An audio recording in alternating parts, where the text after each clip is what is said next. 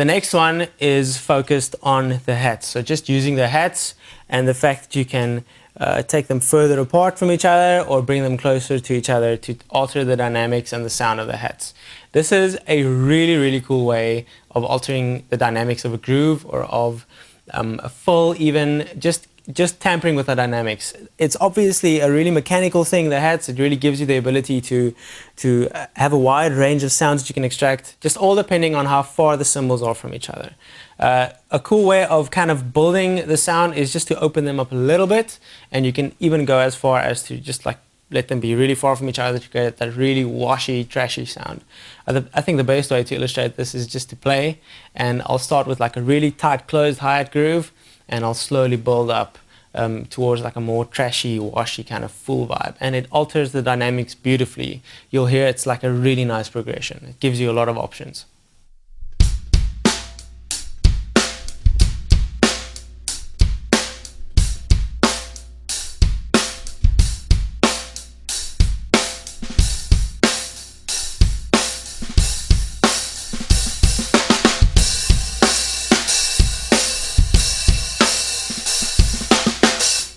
I think you can even insert more steps if you want to, because it's not built on steps. It's completely linear. So you have total control over how far they are from each other, the two cymbals I mean.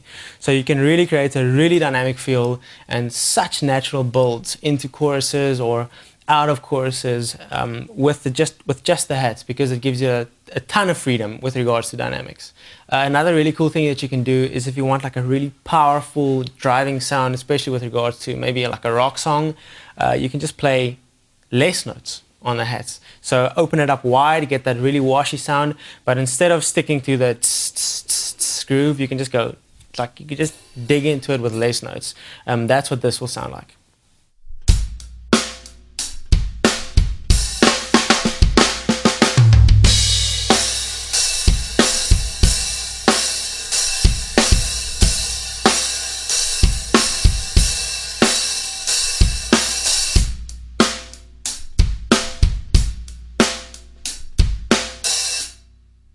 It sounds like a different thing altogether. It sounds like you're moving to a different part of the kit, but it's just the hats.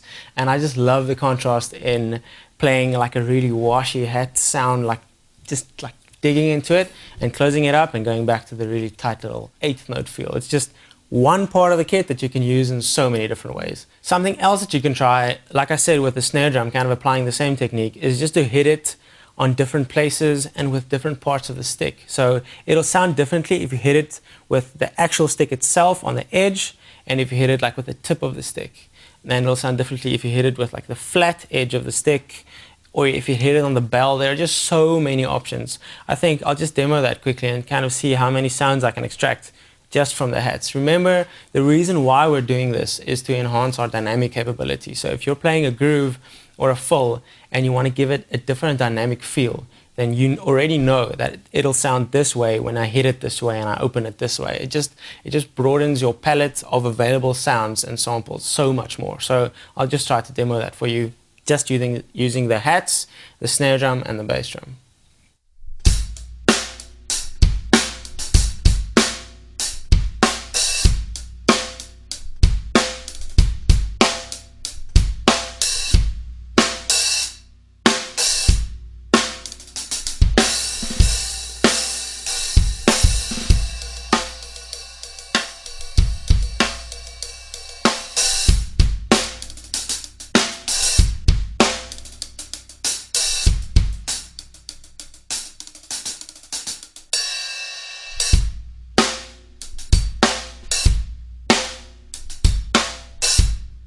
Now I just want to focus on one of the things that I did play in the part about the hi-hat, and that's what I call a hi-hat bark.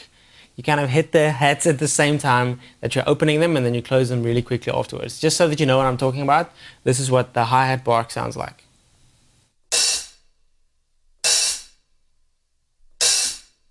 It's got a totally different sound. It kind of sticks out immediately because it's not using the dynamics explicitly like just like a closed head sound or like an open head sound. It's kind of in the middle. It's like a really distinct sound, and you can use this in such cool ways around the kit to build dynamics, even as like a little sound in between grooves, in between fills. It just pops out at you. It's a really distinctive little sound.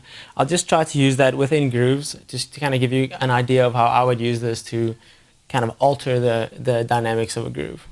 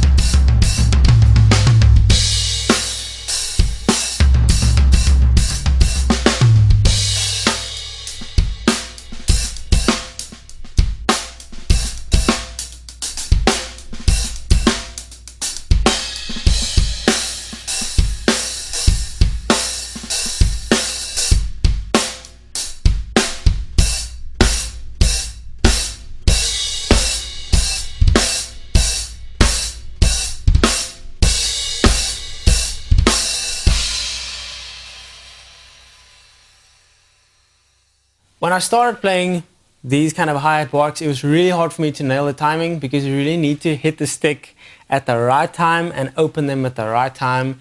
Like, it isn't going to sound right if you play like this. Like, if the timing is just off, it doesn't sound right. Or if you hit it way after you open it or something ridiculous, it's just really hard to nail the timing. For me, it was really a struggle to nail the timing. I think it's really important to practice that if you want to get it nice and tight. Another thing to be aware of is that the length that you keep the hats open also determines the dynamics of this kind of sound. So you can have like a really long if you want to, or it can be like a really short like a nice little burst. That's also something to keep in mind. The length of the note determines the dynamics. And I think a cool way that you can practice this, that both the timing of hitting it at the right time to get the right sound, and also the length of a note, is to kind of play that fill that I did when I was just jamming around the kit, the one that sounded like this.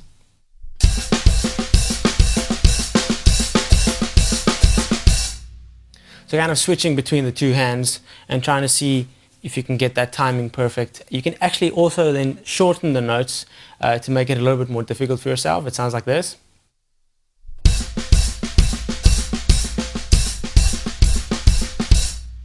And now I'll just play it slower so you can see exactly what this fill looks like and what the pattern is like between the snare drum and the hats and the bass drum. What makes it a little bit more difficult is the fact that the kick is exactly on the open hi-hat bark sound. So it's kind of like you're hitting a crash or a splash. So it really gives it a lot more power. So playing that same pattern slowly sounds like this.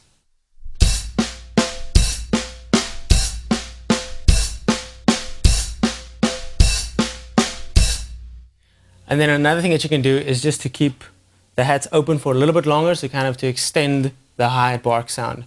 And I'll just play it slow again, but so that you can see what this will sound like.